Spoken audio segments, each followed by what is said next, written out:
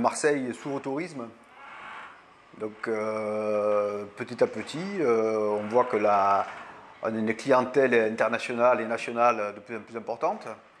Marseille 2013 a été très important. Les gens ont découvert Marseille, qui est une ville qui a une mauvaise réputation, avec des truands, une ville sale. Et puis les gens qui viennent à Marseille, ils se rendent compte que finalement, ben non, Marseille c'est beau. Marseille, il y a des gens sympathiques qui y vivent. Il n'y a pas que des bandits. Donc les gens sont généralement agréablement surpris par notre ville. Et les gens qui sont de passage décident de revenir pour redécouvrir la ville. Et donc petit à petit, notre activité prenante en mer prend de l'ampleur. Parce que Marseille devient à la mode. Avant que le Conservatoire du littoral y rachète, il y avait quand même beaucoup de gens qui campaient à Porpin.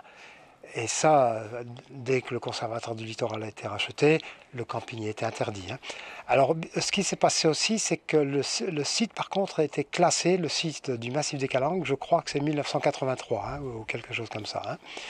Alors aussi, la fréquentation, il y avait énormément de gens de Marseille, beaucoup. Et puis, il y avait beaucoup d'étrangers aussi. Et il y avait peut-être plus d'étrangers maintenant. En tout cas, moi, je peux parler, bien sûr, de l'auberge de jeunesse. Actuellement, maintenant, c'est beaucoup plus français. Alors qu'au début que j'étais là, les Français, ils représentaient même pas 20% à l'auberge de jeunesse. Et la majorité, il y avait une grosse majorité allemande. Et après, ça se répartissait avec l'Amérique du Nord, les Belges, un peu les Suisses et l'Europe, bien sûr. Comme Marseille tout entier s'oriente vers le tourisme. Mais à mon humble point de vue, le tourisme ne remplacera jamais la construction navale qu'il y avait à l'époque, la réparation navale. Jamais. C'est pas ces 4 bateaux de Costa ou d'MSC qui accostent. C'est oui, ils amènent des milliers de touristes. Mais ils font un tour avec un bus, ils dépensent 10 € et ils se rebarrent. Pour moi, je ne pense pas que ça fasse vivre une ville. Je peux me tromper, je ne suis pas spécialiste, mais bon. Alors, le parc des Calanques, on l'a fait, pas pour préserver la nature, parce que, comme je dis toujours, avant le parc, quand je venais le matin en voiture, je croisais des lièvres, un lapin, je croisais des perdreaux. Maintenant, je croisais des Chinois, je croisais... oui, c'est ça. Alors pour moi, je pense qu'on a pu préserver, là. Ça attire du tourisme, ça oui. Mais bon, c'est tout. Voilà, environnement, 0. Les changements, je vois, oui, il y a de plus en plus de monde. Là. Tu viens de le voir, il y a 5 minutes, tu as vu un Américain. Avant, les Américains, on ne voyait qu'à la télévision.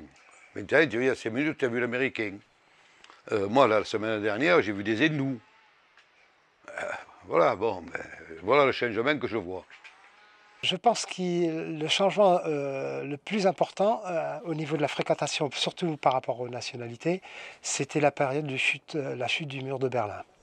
Les Allemands ont commencé à baisser dans cette période-là, et je pense que c'est surtout dû à la question économique.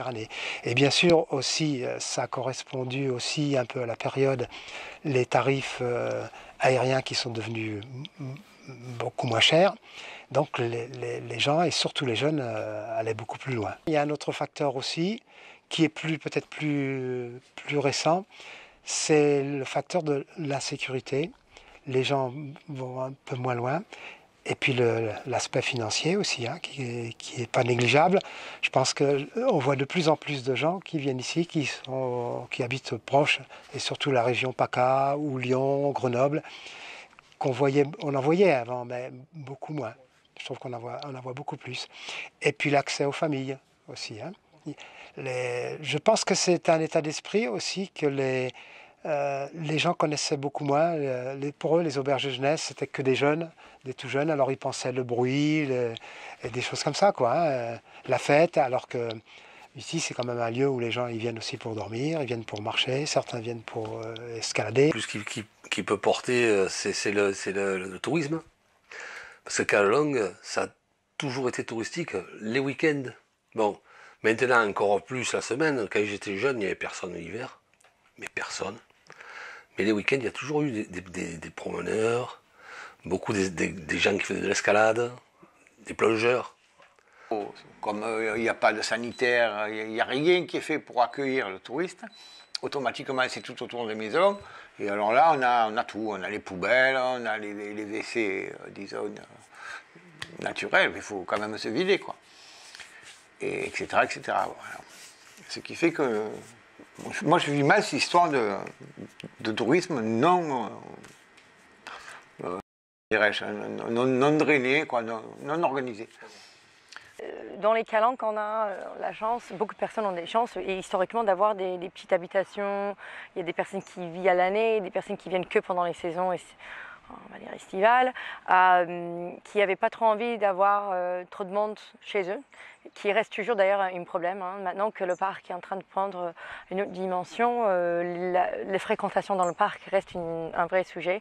Et pour des personnes qui ont ces habitations dans ces lieux vraiment privilégiés, de voir arriver des masses de touristes, encadrés ou pas, c'est pas non plus extrêmement agréable. Qu'est-ce qu'il faudrait faire? Il faudrait organiser, il faudrait baliser les sentiers, laisser le bord de mer ouvert, parce que l'été, souvent, ils arrivent, il y a du Mistral, hop, les calanques sont interdites, on ne peut pas y aller. Alors qu'en bord de mer, il y a le chemin, là on doit le voir sur une photo, il passe vraiment au bord de l'eau, là. Hein. Là, sur la photo là-bas, on le voit, le truc. Il passe vraiment sur le bord de mer. Franchement, il n'y a aucun danger. Bon, si on dit aux gens, vous restez là, vous ne montez pas, ils le feront. Ils peuvent aller jusqu'à Marseille-Vert, où il y a une plagette un peu plus grande, un peu plus... Disons que là, franchement, ils nous les laissent ici, ils ne partent plus, et on est vite à saturation. Alors ils nous montent sur les bateaux, éventuellement ils nous cassent les voitures, des trucs comme ça. Quoi. Parce qu'il n'y a pas que des tendres qui viennent. Et nous, on a vu des Lillois qui avaient fait la route de Lille hein, jusqu'ici, et qui sont repartis parce qu'ils ne pouvaient pas aller dans les rochers. Quoi. Alors on n'en profitera pas. Nous, on ne peut pas ouvrir de commerce, on ne peut vraiment pas profiter de cette manne qui, soi-disant, enrichit Marseille. En tout cas, nous, on n'en profitera pas, ça c'est sûr. Parce que dans les Calanques, il y a des résidents, il y a des pêcheurs, il y a encore toute une petite vie qui s'y déroule. Voilà, donc en période hivernale, des Calanques très très tranquilles, et qui en période estivale, effectivement, sont beaucoup plus chargés en touristes, aussi bien par la terre que par la mer. Donc, ce qui apporte une plus-value à Marseille, plus-value économique, mais qui apporte un peu de désagrément pour les gens qui ont l'habitude de s'y promener sereinement. Ah, nous, c'est un gros problème, oui.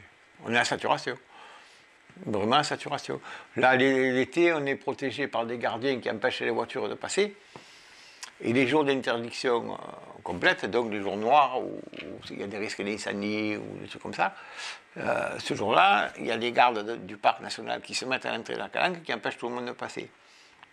Mais ça fait un attroupement devant les maisons, c'est infernal. On se croirait au marché aux puces, presque. Il faudrait il faudrait les stopper plus haut à la table d'orientation, là où il y a de la place, où éventuellement ils peuvent faire un demi-tour en voiture et repartir. Mais en tout cas, pas de cet entonnoir, là, pas de ces petits couloirs. Où ils passent quand même, de toute façon.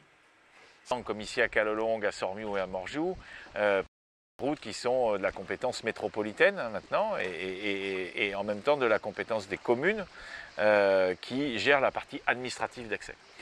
C'est un amendement sénatorial qui a été passé au moment de la création du parc national qui précise que dans les communes de plus de 500 000 habitants, donc à Marseille, la commune garde cette compétence-là. Honnêtement, j'aurais préféré que ce soit le parc national qui gère, parce qu'il attend sa mission. Une de ses missions premières, c'est de gérer la fréquentation, sinon la surfréquentation des lieux. Et nous sommes bien dans cette logique-là, ici à Callelongue, à Morgiou, à Sormiou, à Cassis également, hein, qui a pris alors la mairie de Cassis a pris le problème à pleine main et a trouvé des solutions avec des navettes qui permettent d'alimenter évidemment les fonds de Calanque, de faire découvrir, mais aussi de gérer la fréquentation avec son office de tourisme. Et je salue Daniel Milon dans son action, parce que c'était une volonté forte et que c'est appliqué.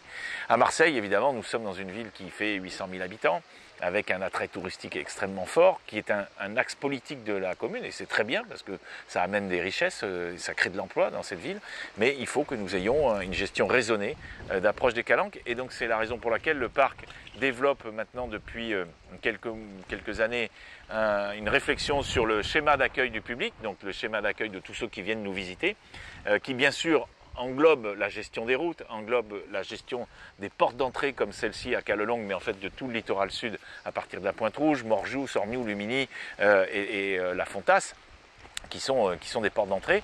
Donc ça se gère physiquement, ça se gère avec du personnel qui est en capacité de renseigner, mais ça se gère aussi en amont avec les offices de tourisme communaux, départementaux, régionaux, avec les tours opérateurs, en essayant d'étaler la période de visite de notre territoire.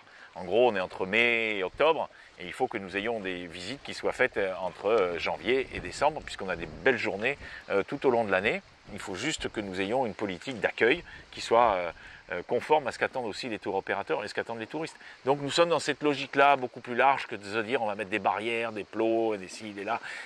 Il faut le faire dans certains endroits, mais dans d'autres endroits, c'est plus de la prévention, de l'anticipation et finalement de la gestion d'une saison touristique, non pas sur 6 mois, mais sur toute l'année. Alors ce qui a changé peut-être, c'est qu'il y a un peu plus de familles. Donc ça apporte un côté un peu plus frais, du fait qu'il y a une fraîcheur, hein, et qu'il y a des jeunes. La tranche d'âge qui a diminué, c'est surtout la tranche d'âge entre 15 ans et 22-23 ans, je pense. Hein. Alors beaucoup de gens, même des retraités maintenant, qui viennent ici. Et ça a changé aussi, hein, pour ça, parce que dans les années 60, 70 et même jusqu'au début des années 80, c'était très rare qu'il y avait des gens de plus de 40 ans dans les auberges de jeunesse. Hein. Aussi, alors, ce qui a changé, c'est qu'il y a plus de randonneurs, ça c'est sûr, un petit peu plus de grimpeurs, mais ça, surtout en hors saison, c'est-à-dire les grimpeurs, les escaladeurs, c'est surtout le printemps et l'automne. Hein. L'automne et un petit peu l'hiver.